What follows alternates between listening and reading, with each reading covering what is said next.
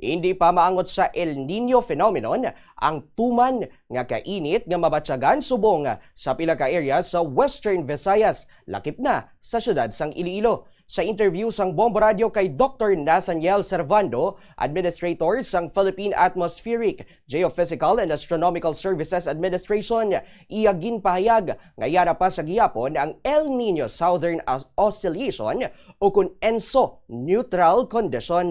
Dugang sini may mga lugar lang nga nagka-eksperyensya sang dry spell kag dry condition bangod nga wala nagtupa ang mabaskog nga ulan halin sang Enero. Ginklaro sini nga ang init nga ginabatsyag subong ang hindi pa kabahin sang El Nino phenomenon kag ang may o kung kag may ginalauman pagani nga pag-ulan-ulan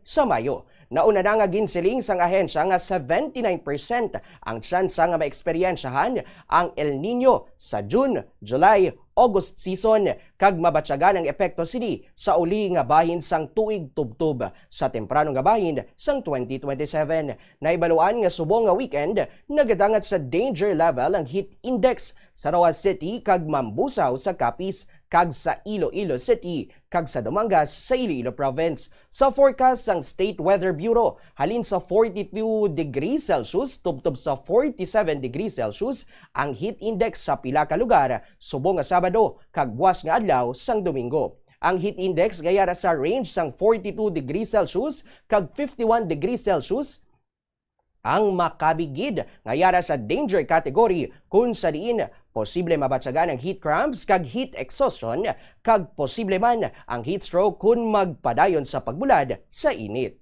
Normal pa ang tinatawag nating El Nino Southern Oscillation, so hindi pa nasa neutral ang condition, but may mga areas na nakaranas ng dry spell or droughts in many areas, hindi lamang sa Luzon, but ang matinding tagtuyot ay naranasan sa Luzon, but may mga areas sa Visayas na nakaranas ng dry spell. It's because the past 2 to 3 months medyo less ang rainfall sa pangkaraniwan, hindi ganong umulan.